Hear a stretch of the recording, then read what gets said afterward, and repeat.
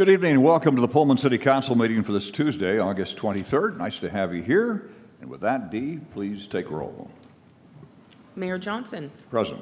Councilmember Benjamin. Present. Councilmember Dubin. Here. Councilmember Guido. Here. Councilmember McCall. Here. Councilmember Parks. Here. Councilmember Weller. Councilmember Wright. Here. Nathan Weller notified us he could not be here tonight. Do I hear a motion to excuse? So moved. Second. Moved and seconded. All those in favor signify by saying aye. Aye. Any opposed? That we now go to our community announcements tonight, and we'd like to thank everyone who came out to support our Lentil Festival. Big time this weekend. It was just nice to have Lentil Festival back after a couple of years in which it went into hiding because of the pandemic. But a big thank to all the sponsors, community partners, City of Pullman staff who made this year's event a very big success, and we couldn't be prouder of the positive response that we got. And I think one of the most uniform, because this affects you, Francis, since you were doing the lentil chili and I was pouring, the most uniform comment I got about they really liked the bowls that were selected this year for the chili. They actually held up. So if you want something uniform, the bowls got a number one thing. It was the same size as previous years, quantity, but the bowl was a larger footprint, and people liked it. They liked the fact it was holding together, so that was good. Street sweeping will pick up tomorrow and Thursday on College Hill. Please prepare for the day prior to sweeping small vegetation, other debris out into the streets. They can sweep it up. Registration for fall activities opened yesterday. Rainy Park Pool is now closed for the season. And please visit the City of Pullman website to view fall activity guide and the Pullman Aquatic Center swim schedule.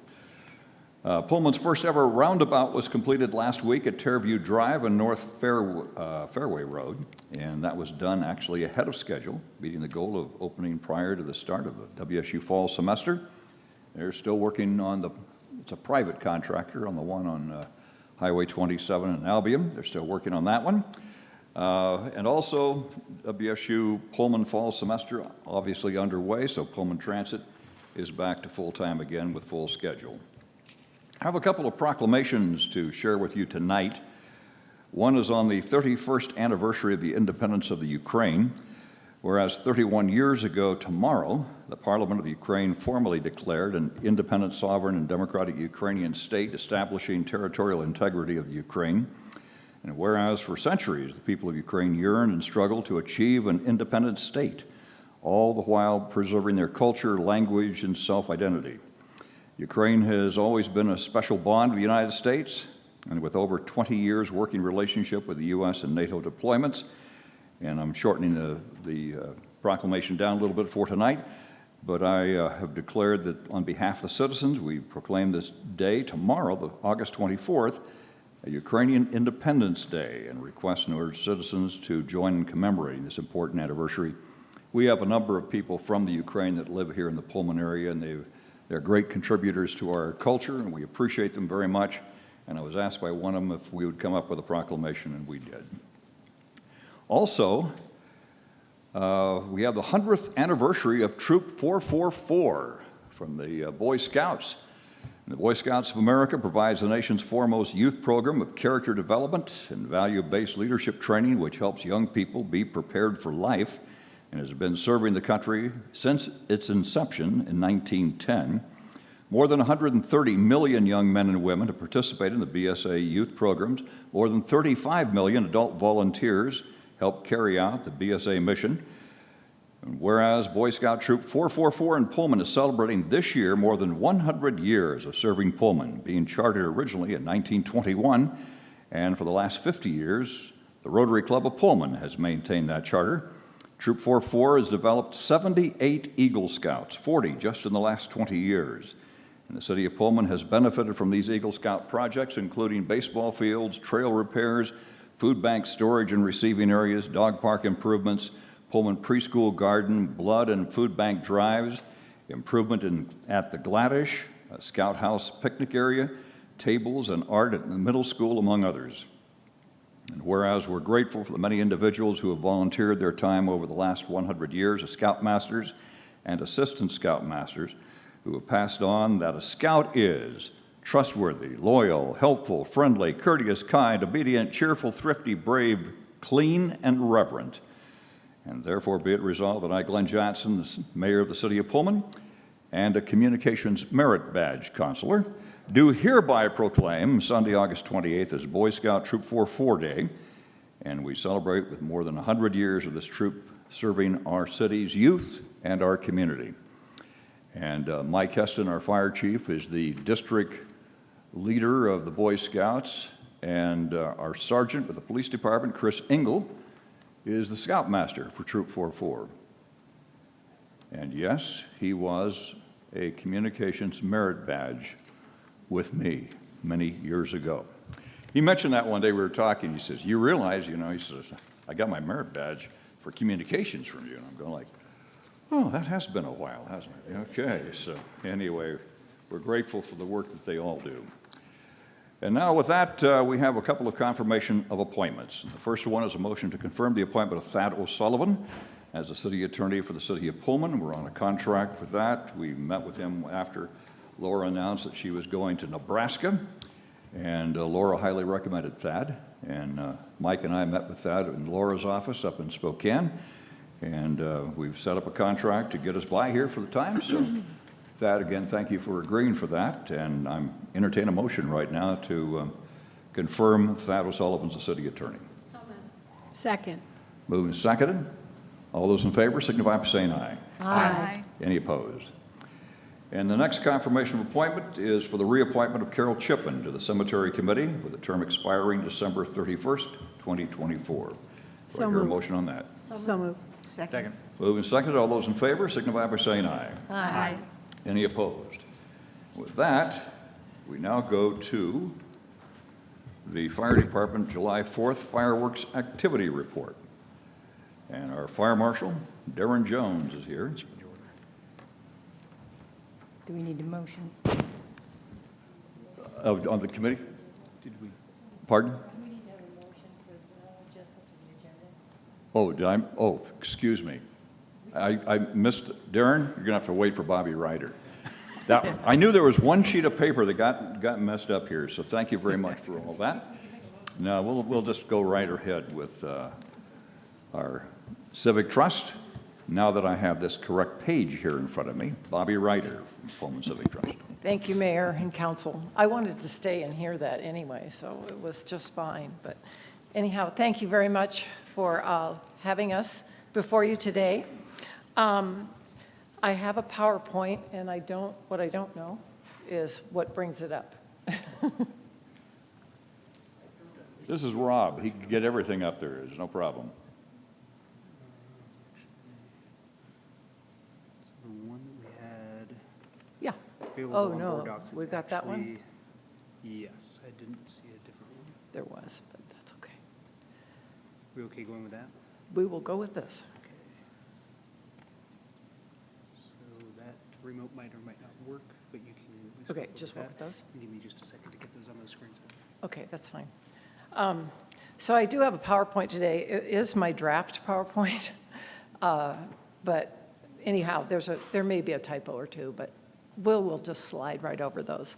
Anyhow, I'm here before you today to talk to you a little bit about who Pullman Civic Trust is. My presentation is not long, but mostly I want to talk about rail banking.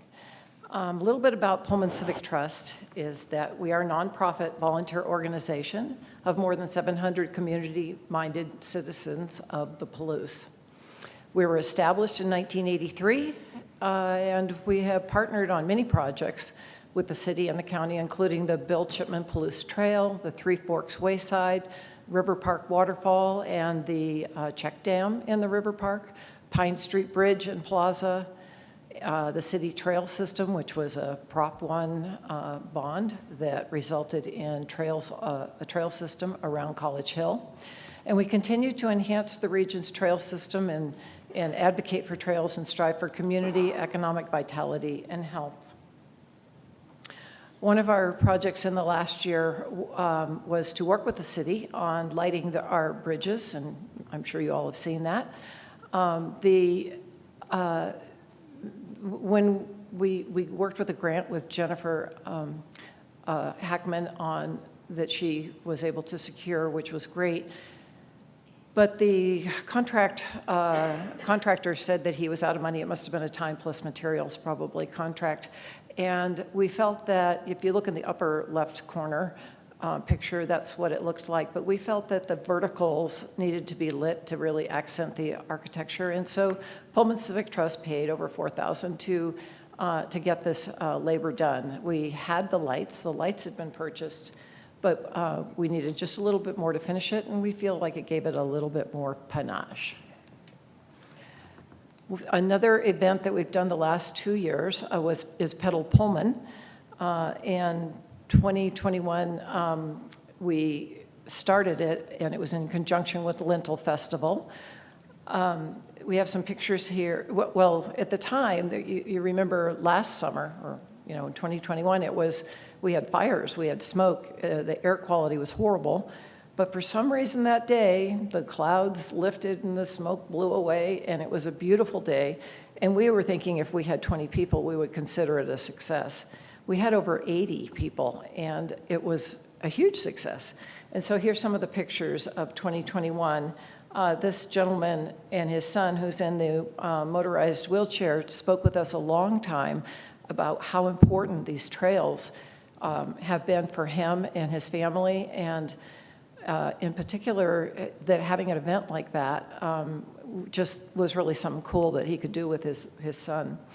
We have the bike camp from Scott Macbeth and Three Forks Bikes, and we had, B&L Bikes gave away super good free water bottles last year and this year. But in 2022, this year, we did it in conjunction with Music on Main, and you can see a picture of the gentleman who is opening Mala and the new Bangladeshi restaurant where Taco Del Mar used to be. So he really enjoyed it. He had a great time.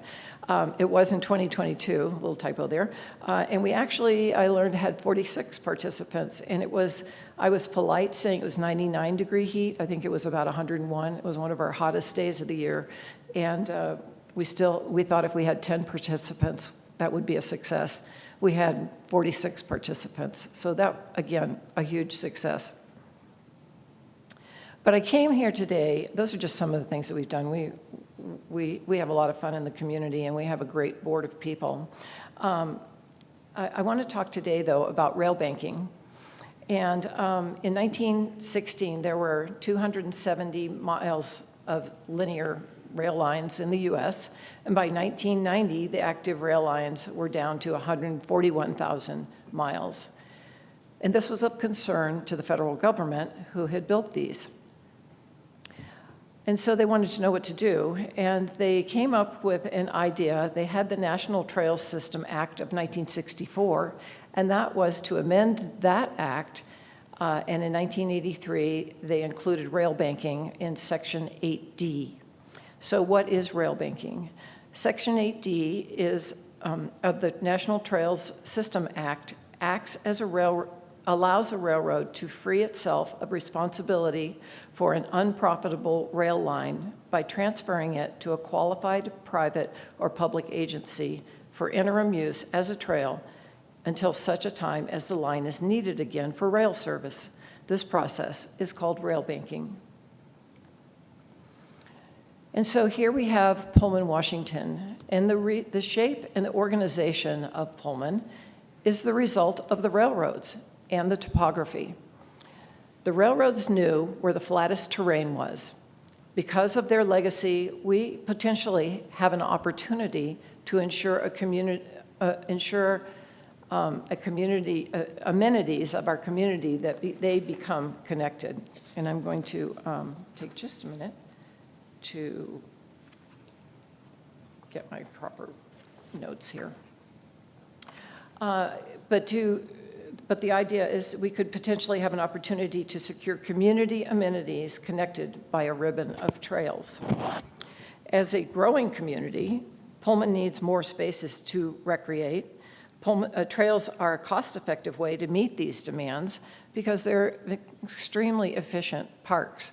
And if to the north, we have all of the new housing development by the Kamiak School. And then, of course, to the south, there's new housing going in constantly. So these stars that I showed in the previous thing, here's an example. If we zoom in, are nodes. They're activity zones created and they create a vibrant downtown. So the downtown, all of those buildings could have stars on them, but we did one big star. And the trails connect people to these nodes. Let's see. I don't know that I can't, I guess, can you see? There we go. I can work with this, right? Okay, so here's our rail line here. Now, yes, we do have a trail down here, but you can only go to here, and then you have to cross over if you want to get over to the swimming pools, and then you get to go along the trail here, and then you have to cross down a narrow sidewalk, and unfortunately it's off the image here, but across Spring Street Bridge, which is extremely narrow, to get into Rainey Park.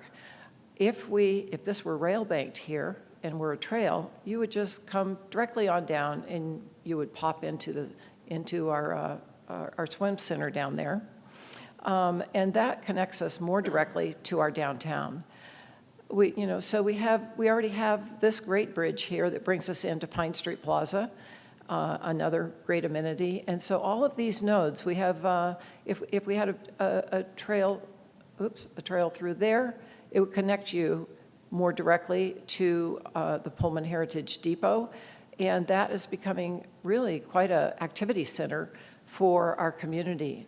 Not to mention, if we were to have the rail lines rail banked and we rail banked the trestle that I just showed you pictures of, which the problem right now is that you can't go on it. Looks great, can't go on it, sorry.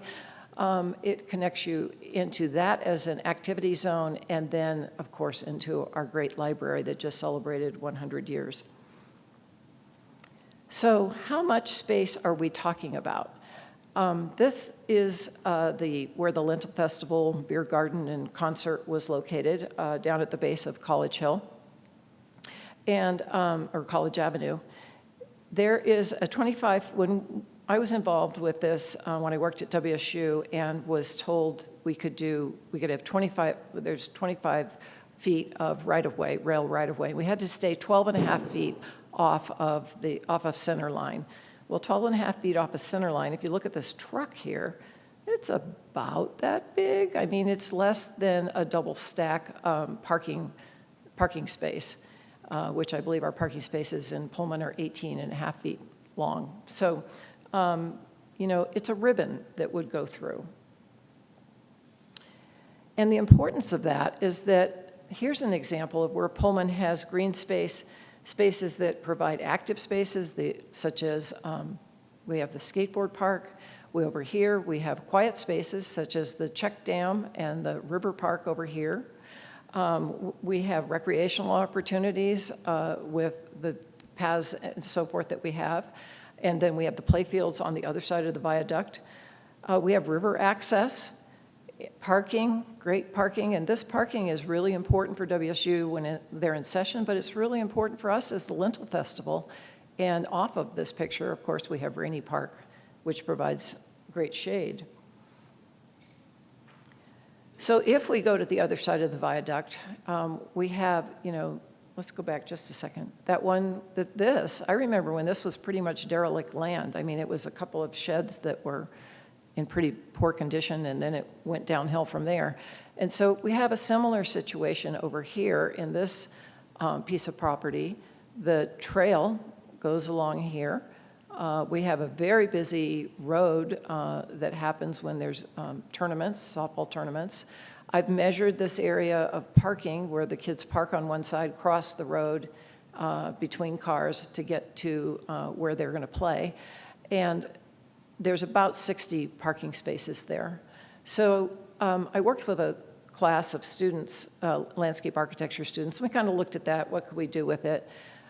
And then I decided to take some trace paper of my own and start doing some real quick sketches. And I realized, how much land is there? Well, for one thing, there's 2 rail lines there right now. If I back up, this is a rail line right here. We don't know fully the status on that one. And there's the other rail line that goes along here.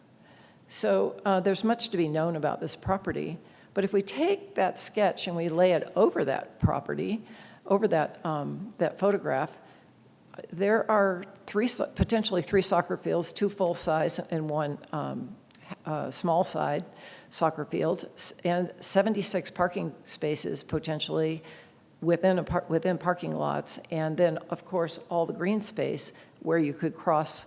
I mean, you don't have to cross the road. You're connected more as a park. And the trail then becomes a really integral part of how to get to the games. I think the thing that's really interesting is that we have connected really to our downtown. Rainy Park, swimming pools, ball fields, and all of those feed into things like tournaments that become economic development, and we could probably do more with that. And so I found this quote in this picture, and look at that, those guys are on our bridge. This is actually the Palouse to Cascade State Park Trail, and the quote from the Friends of the Trail of the Coeur d'Alenes is, locally, every time there is a user on the trails, it represents a $20 benefit to the local economy in food, gear, or lodging. So trails improve our quality of life. We know that. There's active recreational opportunities, added health benefits. Certainly the historical preservation of those lines tell the story of us as a railroad community. And it connects community amenities, as did the railroads throughout eastern Washington that connected each of our rural towns. Furthermore, this system is owned by one entity, and that's the state of Washington. It's owned by WSDOT, and it was paid for with taxpayer dollars. So by rail banking this, all citizens and future generations can benefit. And then one other thing I want to add in a couple of things I want to add in closing. One is that rail banking, the reason that the federal government wanted to go with rail banking is they viewed these rail lines as resources, much like natural resources, that should be conserved for future generations. And one way to do that is through rail banking. So how could this happen? I know that you have in your legislative priorities, you have stated that you want to repurpose the rail lines within the city limits to maximize flexibility and enable activation of projects for economic development, flood control, creation of city parks, access to waterways, public safety, and assist with Washington State Fire Ratings Bureau. And rail banking is probably your best way to do that. How could you do this?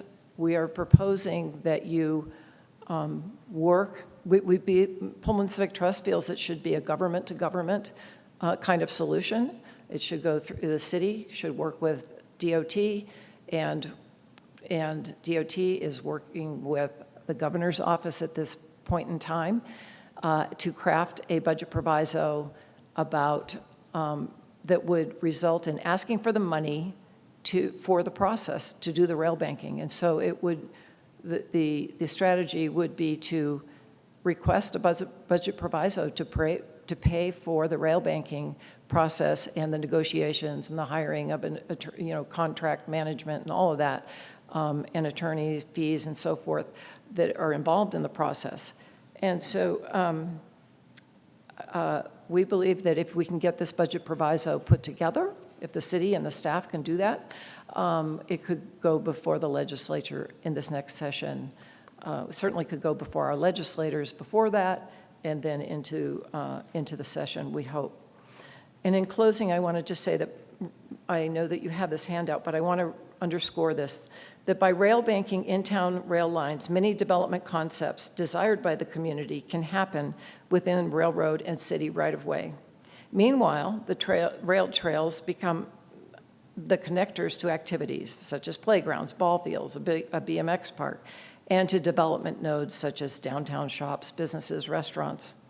The beautification of a linear park along our rivers can be realized. The least costly and best way to gain use of the rail line spaces is to rail bank. It does not require title searches, which can be difficult and expensive. Rail banking is a negotiation with the federal government, which will answer many questions during this process. We have potential for a transformative opportunity that will benefit the entire community. Pullman Civic Trust respectfully asks that the council and staff work to make this possible.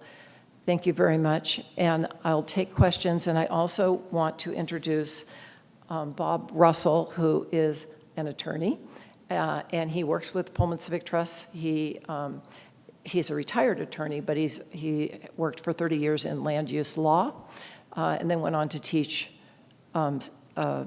government and social studies in Garfield.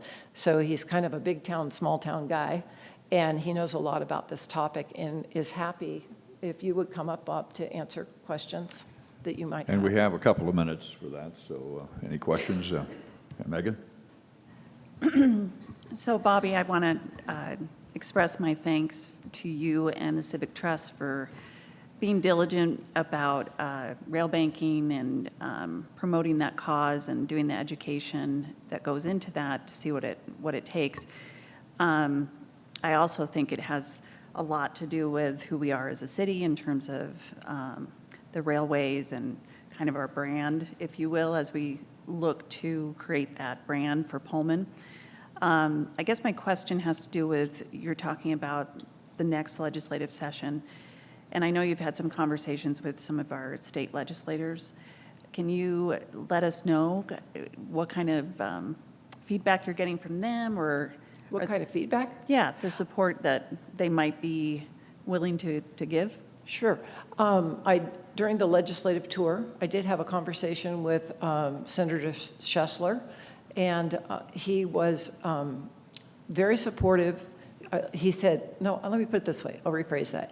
He said, if you want me to consider something, get it to me before the legislative session. And he said he wants to fund things that get things done. He's not in favor of funding studies for the sake of a study, for example. He is in favor of funding a project that results in something. And he said that he would consider it. I took him out for a tour too, and I took him right to the place where we've been talking about. And he says, to be honest with you, I'm supportive of it as long as it's within your city limits. Correct. And he made it very, very clear. Same thing with Joe and same thing with Mary. It's got to be within our city limits. So it's not going to go further than that. Right. But he is supportive of it. So. Cool. I guess I have one more question. The concept that the state is giving up control of the rail system, do they have the ability to then say, we want it back? Yes, they do.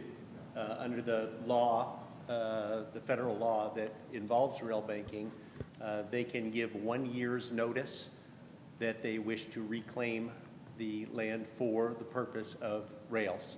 So, in fact, the main purpose of the whole original Rail Banking Act was exactly that, was to preserve these rail lines for potential use in the future. And, you know, it's interesting, we've been talking about this for a long time now, but it's interesting, you know, people look at them now and say, well, we're never going to have a railroad go through. We don't know what the future brings, you know, to acknowledge that the future could be just about anything, and the purpose of rail banking is to preserve those rail lines so that if in the future they are needed for rail use, they don't have to be bought from private parties who have underlying land ownership. So yes, it's unlikely that it'll happen anytime soon, but yes, they can be reclaimed by WSDOT. And I would also add that if reclaimed, they have to, they endure the expense to lay the rail lines. Correct. But honestly, I think they're going to have to relay those rail lines anyway because they've taken out a lot of them. Yeah, normally they will ask to remove all of the rail lines because those rail lines have value. They're going to use them elsewhere. And so ultimately, they will bear the expense of taking up those rails and leaving the ground underneath for us to deal with. Any other questions? Francis? Not a question, but a comment. So thank you for the presentation, and I appreciate all the work that Pullman Civic Trust does. The vision that you have to look ahead and not have us lose an asset that is here and have something that's wasted, but instead to put this before us so that we're aware of the opportunity that's there if we were to move in this direction. And I know as a council, we had, at an earlier meeting, had said, you know, we want to have this conversation with DOT to see what are our options. And so I'm definitely excited to hear what comes out of those conversations that come back to the council for us to be able to, again, give direction to staff. Very good. Any other comments? Okay. Thank you, Bobby, for your presentation. It was very informative. Appreciate it. So I actually have two questions. One is, could you give me an idea of what some of the other communities in the state are that have rail banking and have utilized the rail lines to do what you're suggesting can be done? Well, there's rail trails all over the state of Washington, largely on the other side of the state. I would say, you know, like there's Concrete, Washington. There's, you guys help me out with some names here. Lisa kind of has a, Carl? Oh, yeah, the Discovery Trail on the Olympic Peninsula. They've capitalized on that quite a lot. But I'll tell you what I can do. I can get back to you with a whole list. Yeah, that's fine. Thank you. I appreciate that. Was the Centennial Trail? The Centennial Spokane? Trail is a rail trail. So Yeah. Spokane. That'd- Okay. Yeah, I mean, that's an example over here. Okay, I just needed to visualize that a little bit. Right, as well as the Chippen Trail is a rail trail. Okay, sure, okay. Yeah. No, I have one other. And Megan actually asked this one responsibility about the rails being reclaimed if that need should arise for whatever reason. But my question has to do with the maintenance responsibilities of rail banking. Does that fall to the city? To whom does that become the responsibility? So that is all part of the negotiation process as you go through the rail banking process. Ultimately, part of what happens is if WSDOT gives up the railroad line for a trail, a different entity, whether it's a public entity, a private entity, or a combination of public and private entity, does take responsibility for maintenance, and that includes spraying, of course, for weeds, et cetera, and keeping the trail safe and clean. And that entity, whatever that entity is, will also set out the rules for use of that portion of the trail, whether there's going to be any kind of signage put on the trail, whether there'll be limitations as to the hours that the trail can be used, et cetera. So that will be up to what's called the rail banking entity. Okay. And it's also likely that the rail banking entity will be the one that applies for grants to lay asphalt or however you want to, for the treatment of the surface. Okay. I mean, it can also be a soft surface, Okay. But I think in town, Okay. we probably want it to be paved. So I think I read that part of the negotiation is that the rail lines be left intact. And so then does that become part of the negotiation if the responsible party wants to do something? Yes. Okay, Yes, and so then, that's all part of the negotiation. That's okay. correct. And so application then to do that would go to the state? The federal? To be the negotiator? Yes, we think that it would be most appropriate for the city to be in. As part of the negotiation? Right, as part of their park system, for a number of reasons. I mean, we might be 700 strong, but we're just a bunch of volunteers. And we don't have the equipment that you all have. And really, I think the reality of it is that we'd rather just pay our taxpayer dollars to make these things happen. Okay, thank you for being patient with me and answering my questions. Appreciate it. There's one other point I would like to make is I know that we do, for example, down by the Pine Street Bridge, we do have a trail there or along city playfields. And would it be duplicative? And I don't believe that it is. I think what Civic Trust doesn't think so.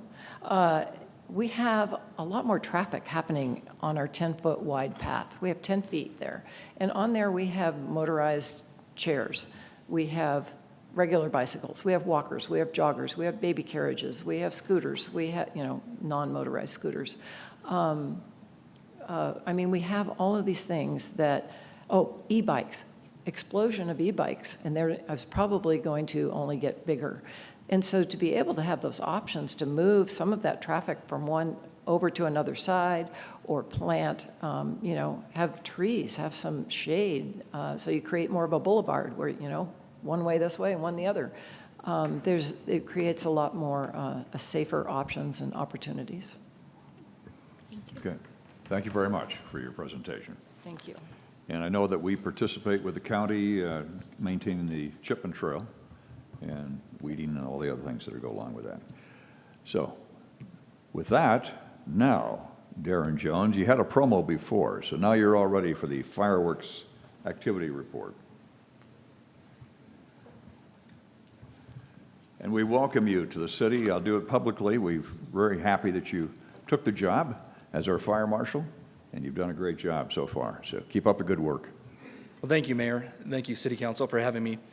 Some of you might not know, my name is Darren Jones. I'm the new fire marshal. I started in May when Chris Waring retired.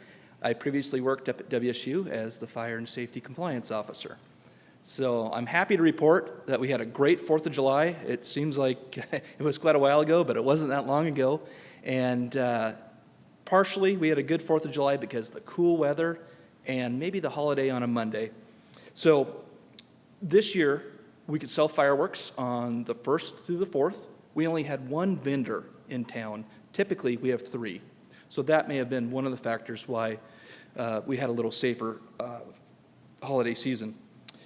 In addition, the fire marshal and deputy fire marshal, Tony Nutman, we proactively patrolled Pullman the 1st through the 4th. We were out during the evenings and looking for any fireworks violations and just being public and present. And we made a lot of great community-oriented contacts with people. This year, on July 2nd, this was the first year that the city had enacted a new resolution where you can't discharge any fireworks on city property, and that was quite successful as well. We had no complaints from any of our facilities with fireworks being discharged. Additionally, Pullman School District did not allow fireworks, nor does WSU. So those 3 large entities in town really helped keep fireworks at bay. The Fire Prevention Office used social media, internet, local radio, and we made our own video, public safety video on fireworks this year. So we are actively trying to educate people on fireworks, wanting them to go up to Sunnyside Park and enjoy the show up there. Call-wise, we had 0 fire calls. It was fabulous, fantastic. No injuries, no EMS calls. Pullman Police Department, they responded to 14 calls. None of them resulted in any crimes. So mostly noise complaints, fireworks complaints. And a large part that I can't take any credit for is the cool weather. As some of you might remember, Monday, it rained. It rained in Sunnyside Park, and it was cold, and but it cleared up for a wonderful afternoon. But we had a cooler, wetter fireworks season, and thankfully we had no fires. Additionally, I'd like to thank Whitman County Fire District 12 for their continued support and effort with protecting us up at Sunnyside Park and the surrounding areas. Thank you. Any questions of Darren? Thank you very much for that report. Appreciate that. Next on the agenda is public comment. Anybody would like to make a comment on any action the council is going to take tonight that's final? And I understand that we got a request for somebody to make a comment online. And if they're there right now, we'll take it. And there's no one online. So is there anyone in the audience that want to make a comment on a public final action tonight? Seeing none, we'll move from there. We now have the consent agenda. These items are considered routine in nature. The council's had a chance to study these ahead of time. Do I hear a motion to read by title only? So moved? Second. Moved and seconded. All those in favor signify by saying aye. Aye. Any opposed? With that, Thad O'Sullivan. Okay, we have a motion. First, we have a motion to dispense with the reading of the minutes of the regular meeting of August 9, 2022, and approve them as submitted. Second, we have a motion to approve disbursements for accounts payable checks numbered 107557 through 107608, totaling $315,475.15.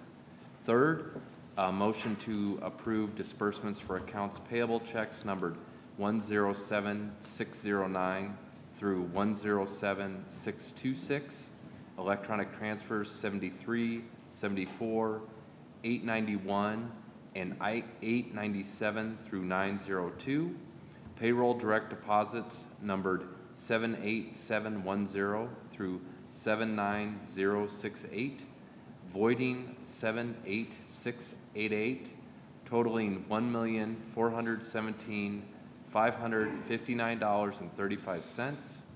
Fourth is a motion to approve disbursements for accounts payable checks numbered 107627 through 107717, totaling $228,876.80. Fifth, a motion to approve disbursements for accounts payable electronic funds transfer numbered 7252022, totaling $51,670.92.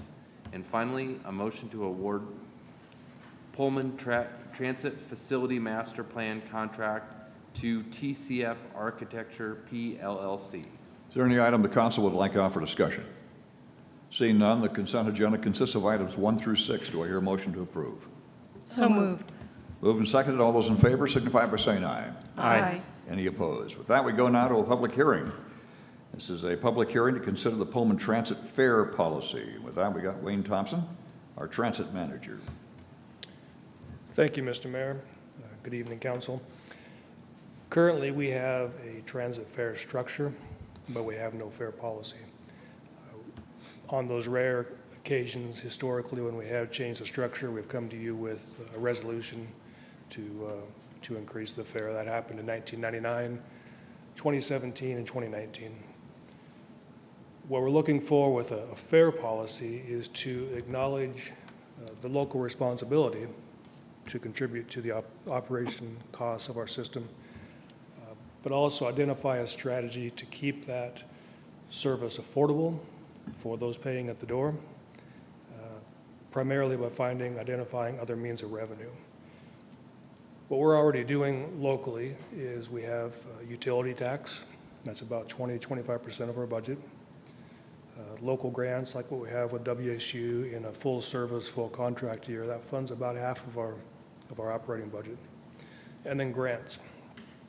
State and federal grants fund the balance. To think of funding our system entirely through fare box recovery, 100% fare box recovery, meaning your entire system is funded at the door or through passes or tokens, it's simply impractical. Even the largest systems in our state that may charge $3 plus at the door, they rely on a fairly substantial tax base locally.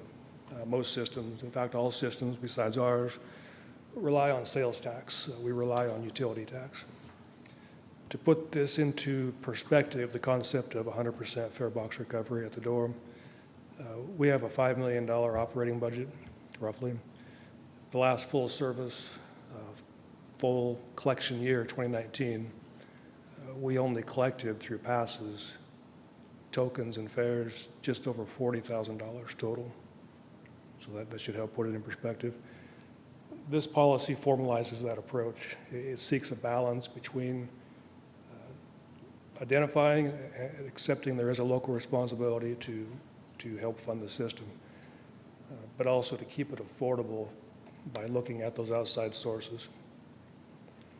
The timing of this policy is actually to take advantage of a funding opportunity through state funding. The latest legislature passed a budget that included a grant program, transit support grants it's called, and it's a formula-based grant. We don't apply for it. It's a grant. If you qualify, you get it. And what we need to do to qualify is to have a fare free policy for our youth. 18 and under ride free. We qualify just for the balance of this year. This is late 2022. We would receive $160,000 for 2022. And then every year going forward, $433,000 if by the end of September we have this policy in place. Again, to put it in perspective, allowing our youth to ride free, the last full service, full contract year, 2019, we sold just over $3,000 worth of youth passes. If we give up that revenue, we're looking at $433,000 per year going forward. So the second page of the fare policy is the fare structure I referenced, shows current compared to what I proposed for October 1st. The only change between current and October 1st is that 18 and under fare-free policy. My intent is to come back to you in September, 2 to 3 weeks from now, the next meeting, with any input you have now rolled into a resolution adopting a formal transit fare policy. Be happy to answer any questions. Okay, Eileen. The fare-free that the state legislature got busy with is absolutely a fantastic program, and I'm so happy that we can be a part of that, and it's going to be easy for us, and it's going to be wonderful for our younger demographic, and I feel very positive that this gets a certain demographic, far younger than I am, because I came from a car generation, that they will establish their life habits around public transit. And I think that in the long run will benefit all of us. And this is a huge step in that direction. And it'll get people moving around in our community. And that's absolutely fantastic for all of us. Yeah, good to hear. That's the intent. Ann? Thank you. I agree with what Councilmember McCall said.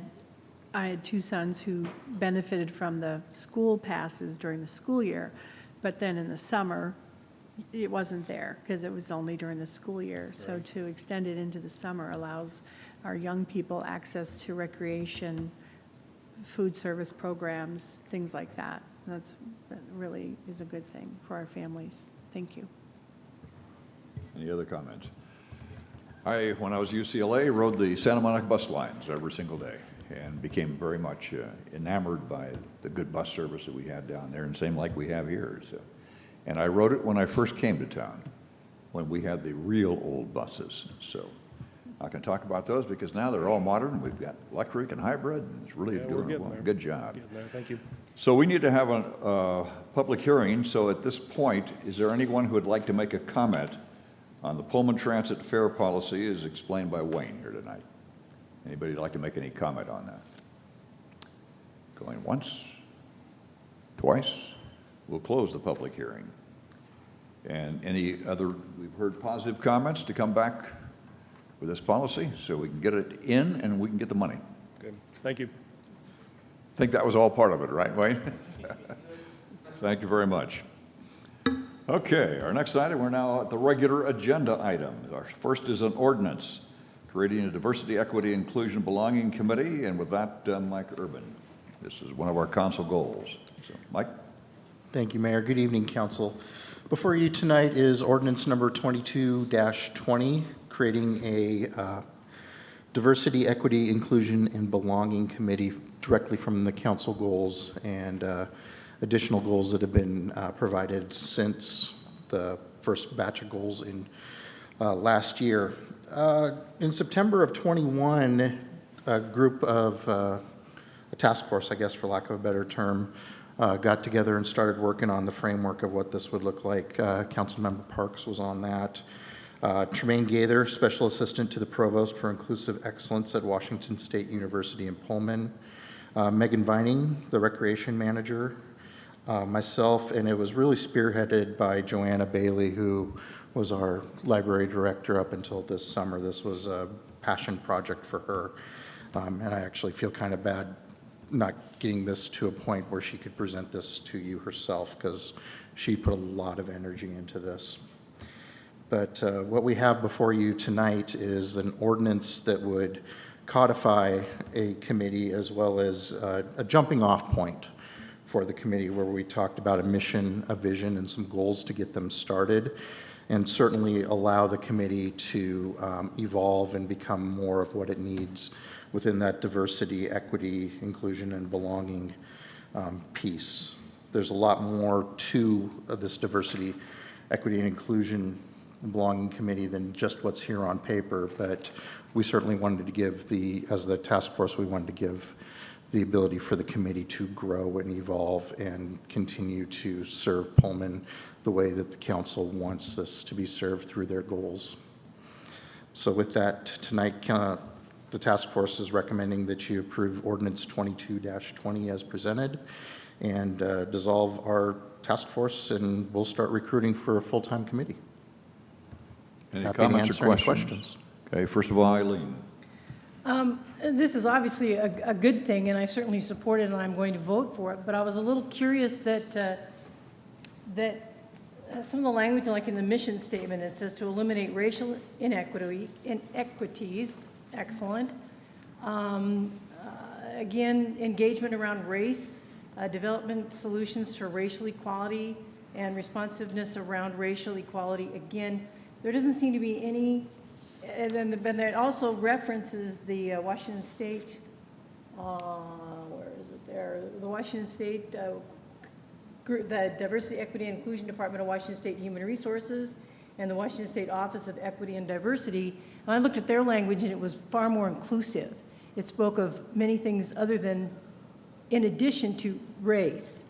And I was wondering why there wasn't a little more exclusionary language to get us going. I realize this is just a jumping off point, but I thought that I was a bit surprised to see that gender not mentioned, age not mentioned, familial status not mentioned, many of the things that we see in those documents from the state that are referenced here, that our document seems to be exclusively mentioning good thing, but just the one thing. And I appreciate that too, and especially as a father of a special needs child, bringing that up. This was where we jumped off at. The ordinance is the most important piece of getting the committee going, pointing them in a direction, and certainly bringing these additional items to them. The state office is really getting going as well. We asked them for a toolkit. And we're one of the few cities, and there's quite a few, that have already adopted this, but we're on the front wave of this. So we can certainly add any additional language to this that you feel is important. Okay, Ann. A resident also wrote to us asking about why are we not including people with different levels of abilities and things like that. And so I reached out to our colleague Tremaine, who was on the committee, and I just said, you know, can you help clarify this a little bit? So where this started from was having to do with racial issues in our country and in our city. So it is rather focused on that right now, but that doesn't mean that once the committee is formed that we can't broaden that framework. So that's the first thing. We also had a question about why was the community not involved in the creation of the committee, or of these two statements. Well, these two statements are the framework that we need to get the committee started. And so that's what a task force does. They work on that and they bring it forward. So it was not an exclusionary thing. If anything, it's now going to allow for anybody who would like to be involved to be able to contribute to it. I did ask Tremaine to provide me with some clarification, and if I may read what he wrote me, he said, this idea includes everyone, and it's important to explicitly express the importance of racial healing. Racial healing recognizes the trauma and impact embedded in a system based on racial hierarchy and seeks out ways to heal and value our shared humanity. Ultimately, we all share a common fate and want to facilitate trust and build authentic relationships that build divides produced by real and apparent differences. So that was some of what was behind this, but that doesn't mean that going forward, that's only what it's about, or that we can't include other populations, I guess. And that's part of the reason we also identified it as draft mission and vision, because once the folks that sat around the table who have a energy and a passion to volunteer and become a committee, we certainly don't want to exclude their wider view to this. Right. So I think we can come with a direction to definitely expand the definition there. Absolutely. Francis, you had a Yeah. comment? Now, help me just from the staff perspective and procedural. When I look at this, the draft mission, vision statements, and goals are being brought to the city council for consideration. That's what's in the memo. Now, the mission and vision are not codified within the code itself. But because these are being brought to the council, I would expect any recommend changes to the draft mission or vision statements would also come back to the council. Is that correct? I'm just asking on the procedural. I'd expect that it would come back. If this discussion of, as a group comes together and they say we want the mission to change or the vision to change in these ways, it would need to come back to the council for that approval.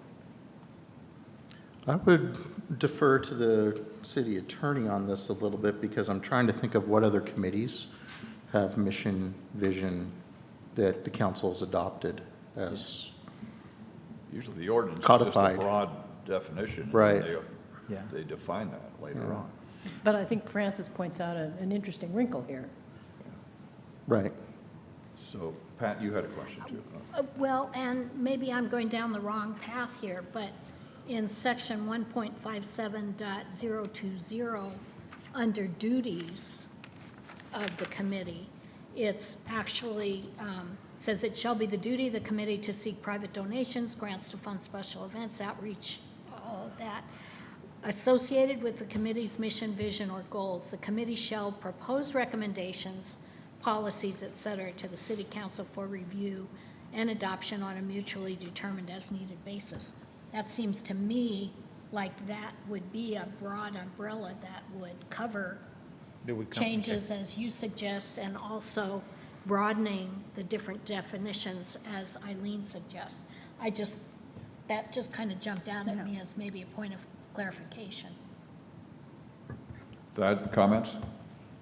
I would agree with Councilmember Wright's interpretation that would, I think the umbrella would cover revisions to the mission and that kind of thing that would come back to the council.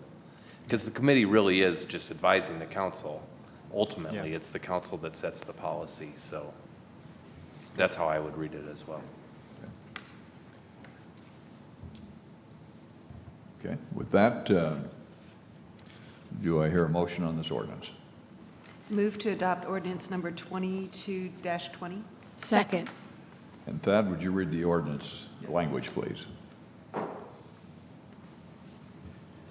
Ordinance number 22-20, an ordinance of the City Council of the City of Pullman, Whitman County, Washington, relating to Title I administration, creating a new chapter 1.57, Diversity, Equity, Inclusion, and Belonging Committee, and other matters properly related thereto. All those in favor signify by saying aye. Aye. Any opposed? Thank you, council. So based on that, I'm going to start recruiting for this committee and make sure that their first priority is to watch this meeting, this discussion, tighten up the mission and vision statement, and then be back in front of you. And that also means that council members can also help us recruit as well. With that, we now move to item number 2. It's a resolution approving a 6-year capital improvement plan for the city. R.J. Lott. Thank you, Mayor. Good evening, Council. The item before you This evening is the 6-year capital improvement plan for the years 2023 through 2028. The dollar amount for this 6-year plan totals nearly $186 million, and that includes all projects under all funding sources. 2 weeks ago, we held a public hearing, and there were no oral or written testimony on this. So I would entertain any questions on this 6-year capital improvement plan. Any questions or comments? With that, do I hear a motion on this resolution? Move to adopt Resolution R51-22. Motion is second. Thad, do you want to read that? Yes, sir. Resolution number R-51-22, a resolution approving a 6-year capital improvement plan for the City of Pullman for calendar years 2023 through 2028. All those in favor signify by saying aye. Aye. Any opposed? Item number 3, once again, R.J. Lott with a resolution for a 6-year transportation improvement plan for the calendar years 23 through 28. R.J.? Yeah, thanks again, Mayor. So this is the transportation improvement plan for the same 6-year period, 2023 through 2028. This is a subsection of the previous item, the CIP. And the projects in this transportation improvement plan total nearly $29 million, all projects, all funding sources. Once this TIP is approved, it will be forwarded to the Washington State Department of Transportation. Are there any questions? Any questions? Do I hear a motion on this resolution? Second. Moved and seconded. That? Resolution number R-52-22, a resolution approving a 6-year transportation improvement plan for the City of Pullman for calendar years 2023 through 2028. All those in favor signify by saying aye. Aye. Any opposed? With that, we now move to a resolution approving a preliminary plat of the Mater Ranch Phase 1. Before we do that, we start with the appearance of fairness questions. Megan, we'll start with you, and then we'll go to each council member here. Does any member of this council have any knowledge of having conducted business with either the proponent or opponent of this proceeding? Megan? No. No. No. No. No. No. No. Has any member of this council communicated with any proponent or opponent regarding the proposal that is subject to this proceeding? No. No. No. No. No. No. No. Does any member of this council have either a financial or personal interest in the outcome of this proceeding? No. No. No. No. No. No. No. Does any member of this council know whether or not their employer has a financial interest in this matter or has an interest in the outcome of this proceeding? No. No. No. No. No. No. No. Does any member of this council live or own property within 300 feet of this area which is subject to the proceeding? No. No. No. No. No. No. No. Does any member of this council have any special knowledge about the substance or merits of this proceeding which would or could cause the council member to prejudge the outcome of this proceeding? No. No. No. No. No. No. No. Is there any member of the council who believes that he or she cannot sit and hear the matter fairly and impartially, both as to the respective positions of the proponents and opponents of this proceeding? No. No. No. No. No. No. No. And finally, is there a member of this audience who, because of the appearance of fairness doctrine, wishes to disqualify any member of the council from hearing this matter? If so, please state the name of the council member, the reason or reasons why you believe that member should be disqualified because of the appearance of fairness. Looking around, seeing none, we will now continue on, and RJ, the floor is yours. Thank you, Mayor, and good evening once again, Council. This item before you is a preliminary plat. On the screen in front of you is the location. For reference, it is on the north side of the west end of Terraview Drive, also located north of SR 276, which is more commonly known as the North Bypass. The proponent or the applicant wishes to divide 18 acres into 72 residential lots. This would include public streets as well. A note from the developer that the road names included in the preliminary plat are just placeholders.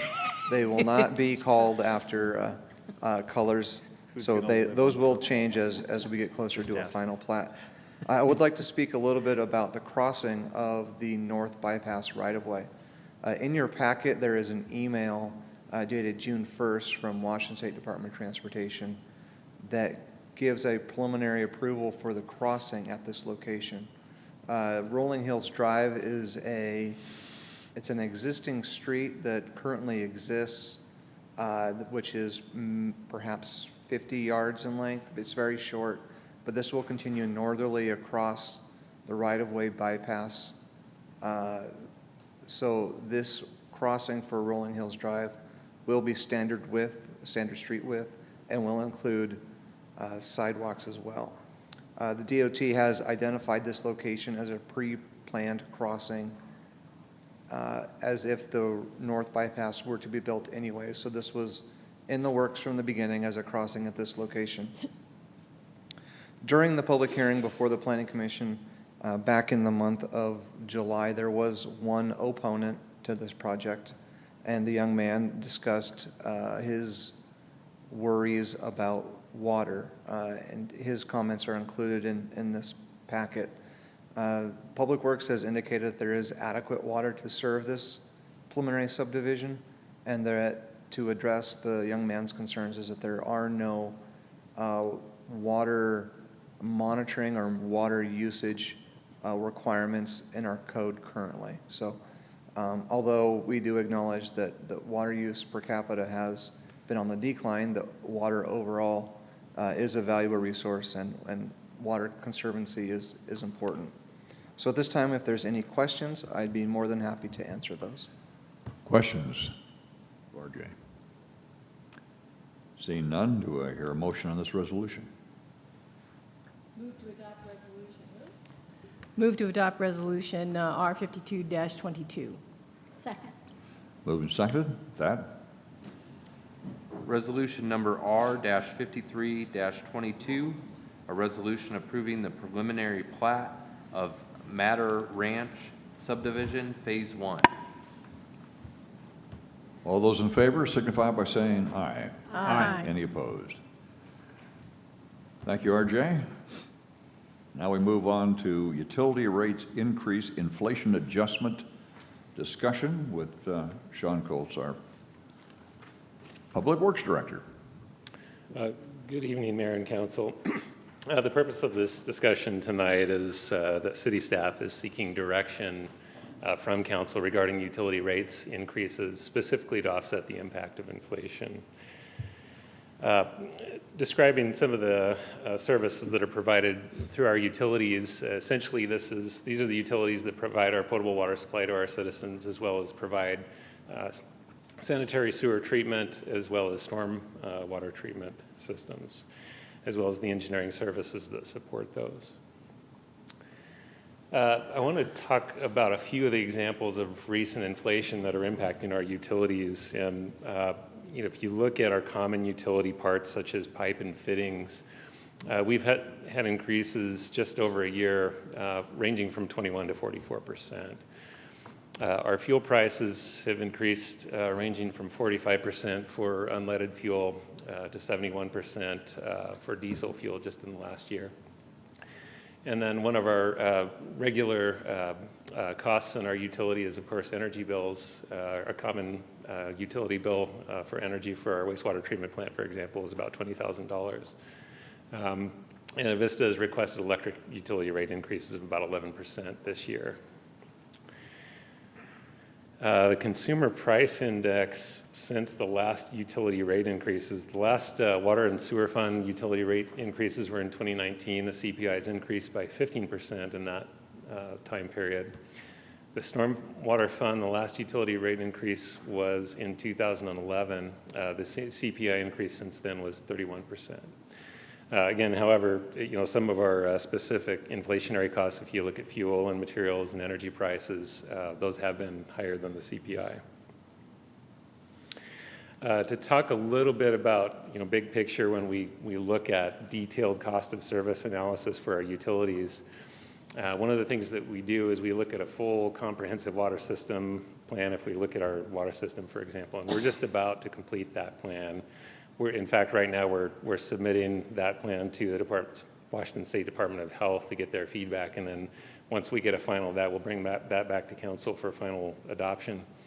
But once we do that, we've got a very detailed plan laid out to say, okay, here are the needs that we need in our existing system, here are the needs that we have over the next 20 years, and then we can do a full rates analysis with that 20-year plan to say, okay, this is where we would need to set the rates to be able to match that plan. And we're in the same, on the same track with our stormwater utility as well as our sewer system plan. Those plans will be about a year behind the water plan. We're just getting started on those now. So essentially, we'll have this cost of service analysis in about a year for the water utility and in about 2 years for the sanitary and stormwater utilities. However, in the interim, what we're proposing here is a incremental rate increase so that basically when we're at the end of that process of looking at a cost of service analysis, we're not coming to you with a large bump, but we're trying to just have an incremental increase as we go along. To talk a little bit about the budget and capital plan impacts, you'll see reflected in the existing budget as well as the forthcoming budgets that are going to be coming this fall, that we've cut budgets and proposed projects or postponed projects due to the inflation impacts to the extent that we can. And we're already running a very tight operation with staffing and workload. So to give a few examples of that, our Water Tank 12 project, one of our major water projects that's really critical for our system. We had that designed last winter, it was ready to bid, but when we looked at the engineer's estimate compared to what we had budgeted, it was almost double. Very similar to the types of inflationary costs that we saw at the airport. So we had to postpone that project, push it into the next year, and then rebalance our capital planning. If you look at the operations side, we're already running a pretty tight operation. And an example that I would give would be that right now we don't exercise the water valves in our system. And that's a very fundamental thing that's industry standard that we don't do now because we just don't have the staff to do it. So that's, there are areas like that that we'd like to correct going forward, but we're trying to keep pace with inflation, and that's pretty challenging, especially over the last couple of years. So what we're looking for is, again, for a little guidance from council on this proposal from staff, and staff is suggesting a 4.5% utility rate increase. If council agrees with this, we'll return to council on the September 27th meeting, I think is, September 27th meeting. And that would give us time to do the public noticing and then bring this back to council in a formal agenda item. So I wanted to get your feedback on that. Comments? See, everyone's really going crazy just to adopt a rate increase. But you have shown justification in terms of CPI and in terms of what our costs have been and the inflation. And yes, we certainly have seen that at the airport with anything we've been trying to build out there. So understand where that's at. Would you like Sean to come back then in a couple of weeks with the proposal, or you would like to make a comment? Ann? Just one clarification. So you said if we approve 4.5%, then in the subsequent year, it would automatically rise by that amount as well? Or the rate would raise automatically? So what we would bring back on the 27th would be a one-time rate increase. And then in the next year, when we finish that cost of service analysis in the water system, we'd bring that full cost of service analysis back to council and then make a recommendation on water rates adjustments at that time. Given that the sanitary sewer and the stormwater rates, that cost of services analysis is still 2 years out, we would probably come back at the same time as the water rate proposal and then have another similar incremental bump and try to match that as close as we can to inflation until we can get 2 years out to that cost of service analysis. So we've got those two steps that we need to go through. Great, thank you. Mm-hmm. So again, it's not an automatic after the next year, so everything comes back. Yeah. Okay. Sean, Sean, I had a question. You mentioned something that you're not able to do right now because of lack of staff. Could you remind me what that is again? Sure. So right now, we don't exercise the valves in our system. And what that means is we've got waterline valves that we're able to shut off parts of our water system at any given time. And so we can isolate the system. So if we've got a water main leak, for example, we can isolate that water main leak, shut off the water to that water main, and then fix the main and then bring it back online. And that becomes particularly critical around places like hospitals where, for example, if you had a leak just a few blocks away from a hospital, you'd want to be able to isolate around that leak, but not isolate the hospital at the same time and still provide water supply to the hospital. So basically what happens if you don't exercise those valves, they become non-functional over time. They essentially become frozen. And so you have to go farther and farther out if you're trying to isolate a water main and close off a lot of valves. So if you look at the recommendations of the American Water Works Association, which is the standard utility guidance that we use for setting our service levels, it says that your goal should be to exercise all the valves in your system every year. And it says if you can't quite do that, if you, at a bare minimum, you still want to do it every 3 years, 4 years roughly, but you still want to exercise the critical valves in the system every year, and those would be, again, being around the hospital. So, that's an example where, our staff limitations just don't allow us to do it. So we're, but the point I wanted to make is that we're running a pretty lean staff, and we can be pretty proud of that staff. They're doing a great job, and we're asking a lot of them. So I just want to communicate that we're not bloated in any way, to say, that's an area that would be really difficult for us to make up the difference in the inflationary costs. And you had a comment, I think, when you and I and Mike were meeting in terms of your staff desire. You had something like, you had a number of, was it 4,000 valves or something like that Yeah. you're dealing with? That's correct. And so basically, about 1 FTE would allow us to exercise a little over 1,000 valves a year. And so you'll see this in the budget. We're actually going to request that staff person to be able to exercise the valves. And we'll be requesting 1 FTE with the upcoming budget. So yeah, that's an example. And I believe we did have a valve issue on Grand Avenue when we had the north. Yeah. And that was, they tried to get it and it was frozen. They couldn't get it, so they had to work on other ones. So the Grand Avenue is a good example of, you need to exercise the valves.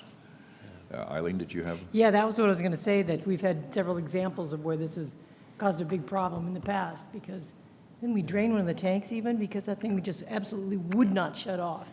And how many citizens or how many residents were out of water for a half a day or so? I don't know I that. mean, that may have been before you were here. It was definitely before Okay. he came here. Okay, yeah, but it was a huge Not on chunk of his Military watch. Hill, yeah. Yeah. Okay. Other comments? Pat? I just think in light of the fact that, and you presented us with where our previous increases have been, from a time frame, just looking at that, we're certainly in line with those 6 to 7 year increments between rate increases. And I think given the state of where we are with inflation right now at whatever it is, 8%, 8.1%, 4.5%, I think is very fair. I mean, given all the other adjustments that we have to make. So I just share that from my perspective, so. Any other comment? Okay. So you'll come back? I'll come back. All right. Thank you very much. Thank you. Is there any new business to come before the council tonight? Seeing none, do I hear a motion to adjourn? So moved. Moved and seconded. All those in favor signify by saying aye. Aye. Any opposed?